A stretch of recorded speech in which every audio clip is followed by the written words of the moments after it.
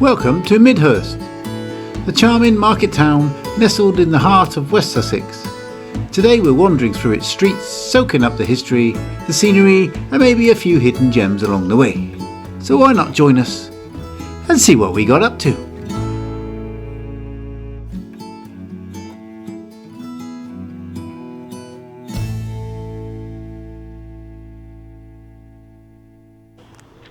Today we're in Midhurst, a small town with a seriously big past. Kings, fires and famous names have all passed through here, not least of which is the wonderful Kevin. Hello, good morning. Along with Cynthia. Good morning. And of course, Kim. Hello.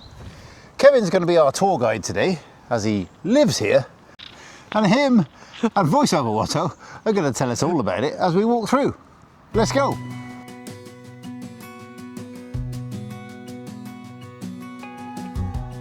Midhurst has been a bustling market town since medieval times. Its high street is lined with a mix of historic timber frame buildings and quaint local shops. Many of the buildings date back to the 16th and 17th centuries, giving the town a real sense of history underfoot. The town itself has a long connection with the wool and iron industries, and back in the day, the streets would have been full of merchants trading everything from cloth to tools. The eagle-eyed amongst you would have noticed a statue there of Dante, or Dante, however you pronounce it, who was a poet and a philosopher. Yep. And he's immortalised in a little statue there. No doubt voiceover Watto's telling you why. It wasn't placed here because Dante ever lived in Midhurst, but because the sculptor Philip Jackson lived here and gifted this striking bronze to the town. Right, Kev, so tell us where we are. We are at South Ponds in Midhurst. South Ponds is just away here to our left-hand side. And South Ponds was a very important part of a structure or where a structure used to be. And the landed gentry used to send their workmen down here into boats, and they used to catch fish from here so they could have a meal. Ah, okay, makes sense. Yep, and the water from here goes straight across the road and it eventually filters into the River Rother. The River Rother. River Rother. The river winds gently through Midhurst, offering some lovely walks. It's a peaceful spot to pause, maybe even spot some local wildlife, and imagine the town as it might have been hundreds of years ago. The river also played a role in the town's early economy, powering mills and supporting local trade. So this is South Ponds, and we're following Kevin's lead. We don't know where we're going, we're just taking it on good authority that he knows what he's talking about as he lives here. So we're seeing this all for the first time, and if you are, I hope you're enjoying it. The reason why we've crossed the road is we're going to go up here into the old part of the town, and the first building we're going to look at is just over here on the left hand side, which is the Spread Eagle Hotel. Okay. And it dates from around 1425. Wow. About 2:30. Yes, or near enough. Being one of the oldest coaching inns in the country, the Spread Eagle over the centuries has welcomed royalty, sailors and travellers alike, with Queen Elizabeth I and Admiral Lord Nelson both having stayed there.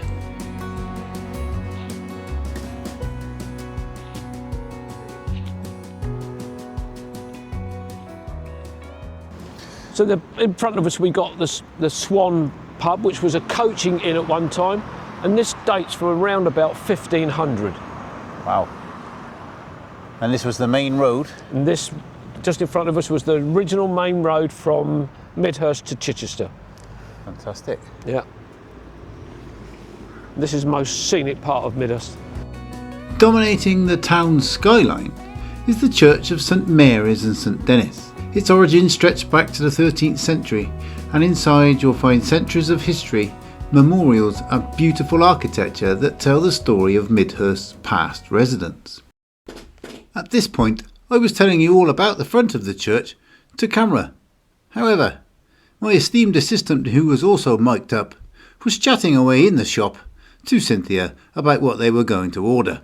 Stay tuned to the end of the video and I'll share some more of the reasons why when you're filming with somebody else, you shouldn't clip a microphone to them. This historic parish church of Midhurst is the oldest building in the town, and its origins date back to the early 13th century. Most of what we see today was rebuilt in the 15th and 16th centuries, and later restored again in the 19th century. The stained glass windows are mainly Victorian and Edwardian, and as the light shines through them, it creates a beautiful atmosphere and highlights the interior, not least of which, and a modest but completely adequate organ. In most churches you'd only ever see the clock face or hear it strike the hour, but here you can see the heartbeat of the clock as it swings, which makes one of the more fascinating features of this building.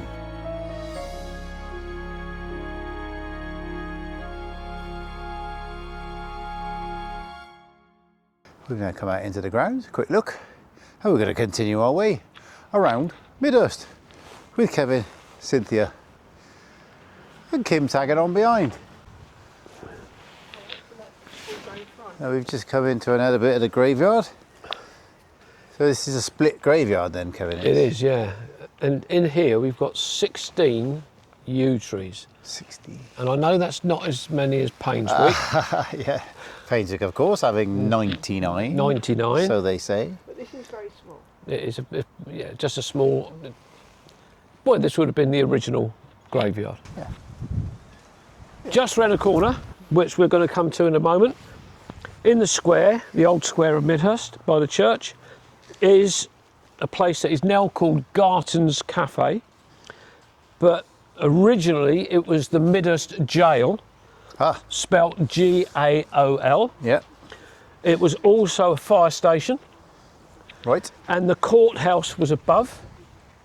In the cafe itself, there's still two of the original jails, but they're used for storerooms now. Okay. And just to the side and rear of the building is the Midhurst Stocks.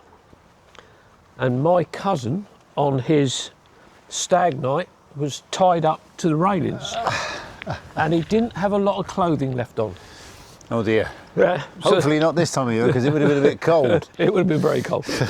But we will see that in just a moment. Brilliant. This building on the end here, where you see the steps and the railings, Yes. this was the Midhurst Registry Office. Ah, okay. And my mum and dad got married there. Marriages, births and deaths. Yep, that's back in the day, but that's now a house, now a private house. Here's the building I was telling you about. So that is the old town hall, but was the old jail. And this is where the stocks are. And there are a couple of notice boards that gives you a fair bit of information. We'll there. go and have a quick closer look at that. Yep. There's the stocks down in there. Yep. I wouldn't fancy being sat in there.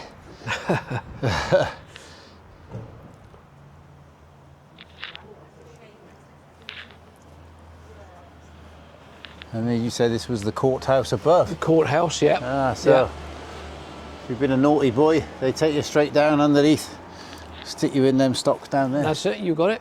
I think on one of these notice boards it tells you the name, was it the last name of the last person to be held in the stocks?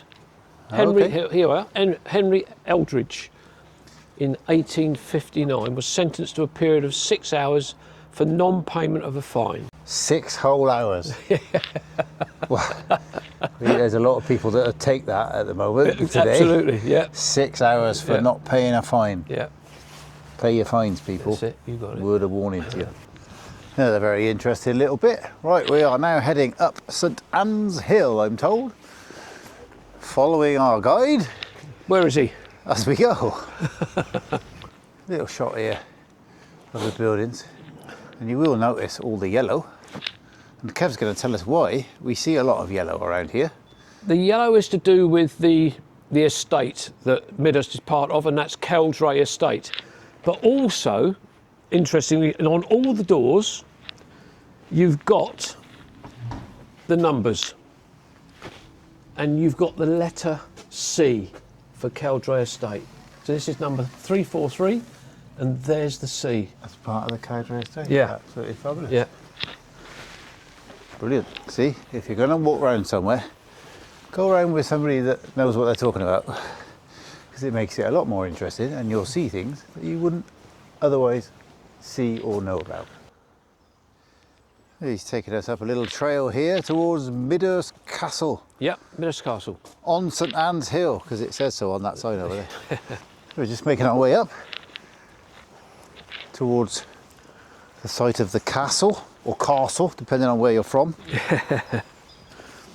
Don't hit me up in the comments. I speak how I speak. He speaks how he speaks. Yeah. What is it, Kevin? A castle or a castle? Castle. Yeah, see, it's a castle. He's wrong.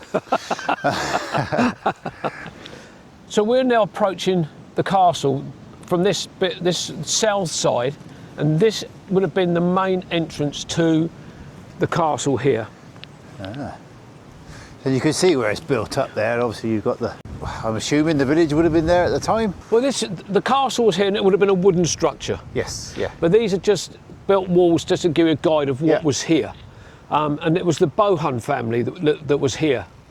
But you can, when we get to the top, you'll see how it was in a perfect position for any raiders, marauders coming in from the east. Right. Absolutely stunning. Those of you in the know will know that these fantastic trees are sweet chestnut trees, and they are super impressive. The stories they could tell, eh? They've been around a while. You can just see obviously the outline here of the walls, various buildings, chambers, what have you, here on the site of the castle. And we look right around. No doubt voiceover what I was telling you a little bit about it as well, because he does like to get involved, you know. So what's left of St Anne's Castle is one of Midhurst's oldest historic sites and dates back to shortly after the Norman conquest, around the 11th century. And as you look across the landscape, you can certainly see why this location was chosen. Fabulous. Those of you that are into your castles and know the layouts and structures, where we're stood here is the outer bailey, or what would have been the outer bailey. Obviously the castle itself would have been consisting of an inner bailey, and there's all the various walls that we saw over there. Yeah. One would have been a chapel, kitchen and a tower. And one of these fellas, Norman soldiers, would have been hanging about the place, ready to defend from the east here. And if you can see that view through the trees there, you can see why this location was chosen. So this wall that we're coming along now, walking around, you can see Kevin in front there, was actually one of the curtain walls that was depicted on that plaque that I showed you back there. It's just showing you where the original castle was laid out. As we drop down from the castle ruins, we walk alongside the River Rother itself.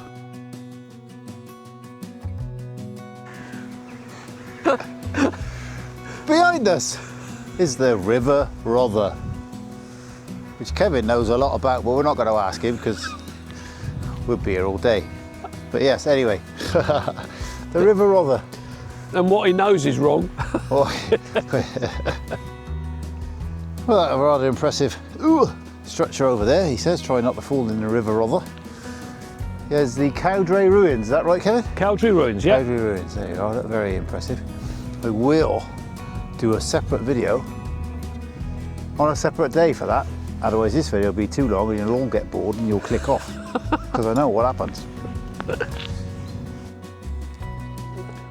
So here we go.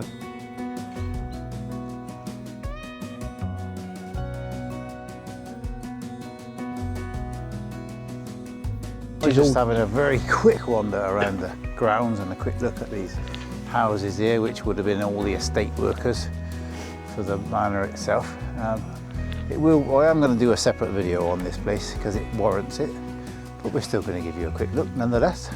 That building there is an old grain store. Lovely timber frame building. Up on stilts, really? Well, they're like a mushroom, aren't they? Yeah. And the reason for that is to stop vermin getting in. Ah, no, that makes sense.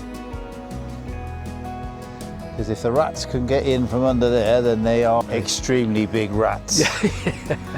That was empty for ages.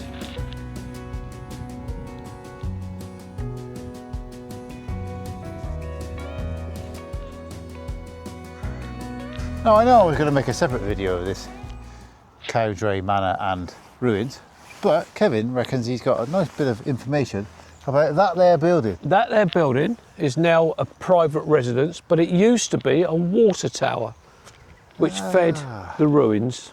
Hence the shape. Hence the shape. So you wouldn't have had a pitched roof on the top of that. It'd have been a flat roof, but it would have been a water tower. And that is now a private residence. It's now a private residence, yeah. Wow. Fantastic. Yeah. Look at that. He is a mine of information, this man. As we made our way back, Kevin was talking over the top of me again, but stay tuned and you'll see more of that at the end. Past the polo fields.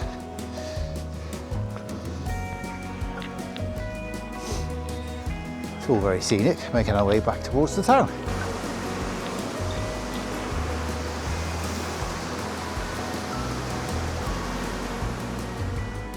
Right, I think we're going to stop it there. We're back by the ponds. Fantastic little walk and a good look at Midhurst, and we've learnt a little bit about the history. Definitely be back again to make more videos. A big thanks to Kevin and Cynthia for showing us around. You're welcome. And telling us a little bit about it. Voiceover Watto has been doing his thing, hopefully. And if you have enjoyed it, you know what you got to do. Give us all a big thumbs up, including Kevin's channel, which I will link below, and Cynthia's in the description. Click that like button, subscribe to the channel, and we'll see you somewhere next time. Say goodbye, folks. Goodbye, folks. Goodbye, folks. Through. Let's go. Hopefully I can remember it. Hopefully you can remember it. Bugger that up, didn't you? Why? What did I do?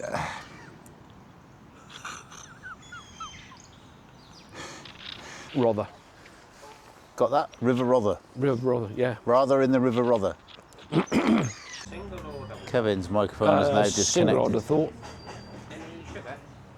I don't know, actually, just find out. A decaf latte. So there's real patisserie and yeah, the book. Yeah. No wonder around any was, yeah. little town Not that stroke particular village one. would be complete without No, checking out the it's I know, church. got And the that church is to like, yeah. the Church of St Mary, the Magdalene and St Dennis, I believe. 9, 10, did they restore? 11, 12, 13, 14, When did they 15, restore? 17, 18, 19, 20, 21, 22, 23, 24, 25, 26, 27, 28, 29, 30.